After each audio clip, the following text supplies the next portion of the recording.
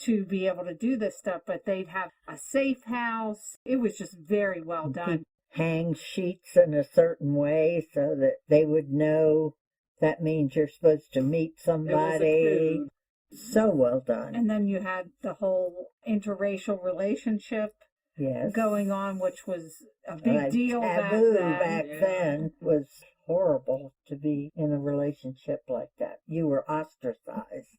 Well, in some places it was against the law. Oh, it was in this book. It probably still is on it the still book is somewhere. In places. Yeah. But Jackie did a great job. It just really took you there. Growing up in this area, not that we didn't see racism, but we didn't see racism like that. We saw it on the edge.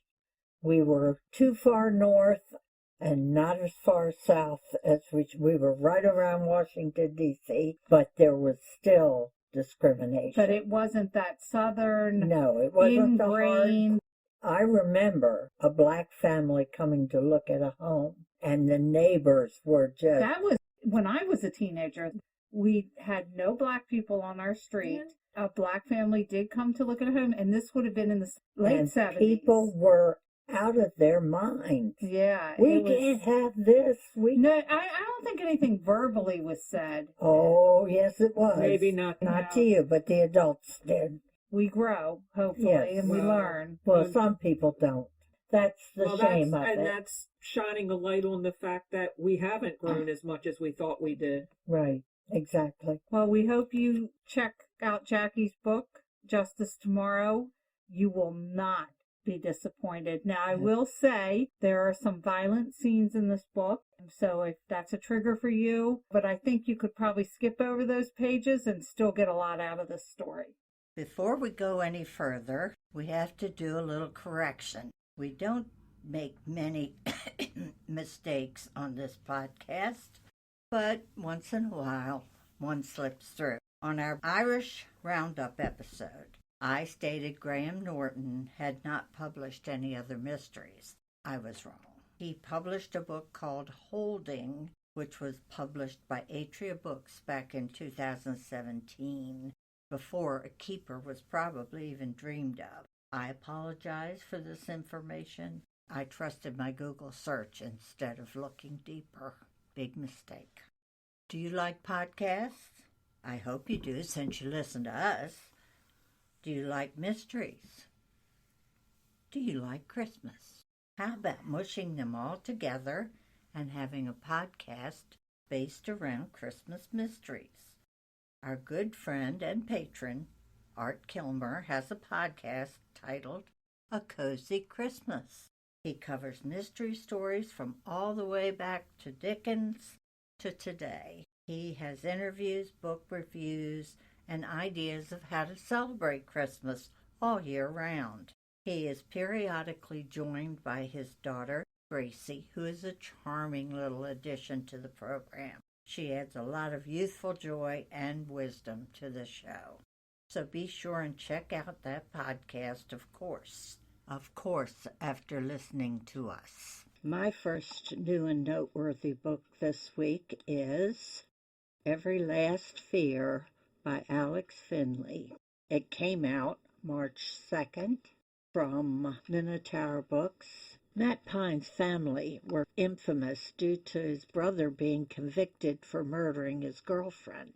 But when the rest of his family is murdered during a vacation in Mexico, Matt has no choice but to push through his grief and figure out how the two cases are connected. My second new and noteworthy book is The Postscript Murders by Ellie Griffiths. It also came out March 2nd. It is by Houghton Mifflin Harcourt. When a 90-year-old woman's expansive collection of mystery books seems to be tied to her death, Detective Sergeant Harbinder Kaur becomes embroiled in a strange case involving multiple crime novelists being targeted for murder that leaves him crisscrossing Europe in search of answers. Trivia!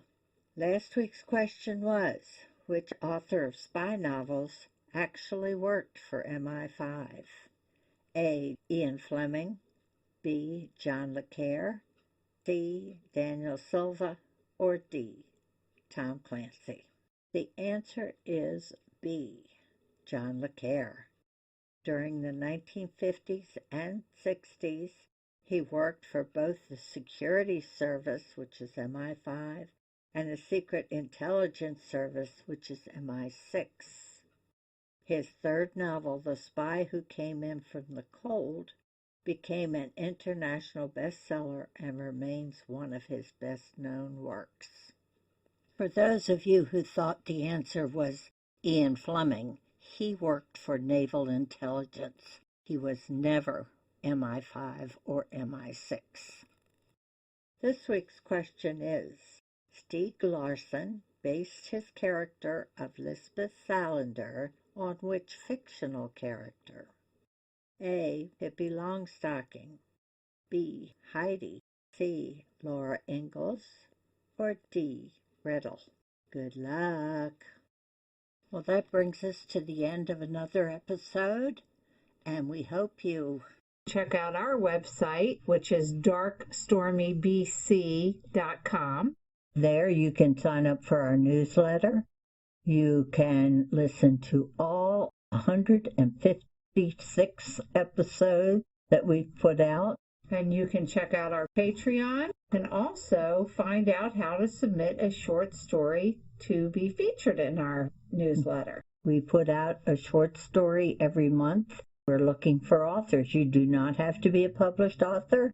If you wanted to try your chops as a writer, dip your toe in the writing world, there you go. Send it to us. We'd be happy to be your first publisher. Maybe it'll go on to greatness. You never know. And so we hope you'll visit with us next week. And remember, life would be boring without a little mystery.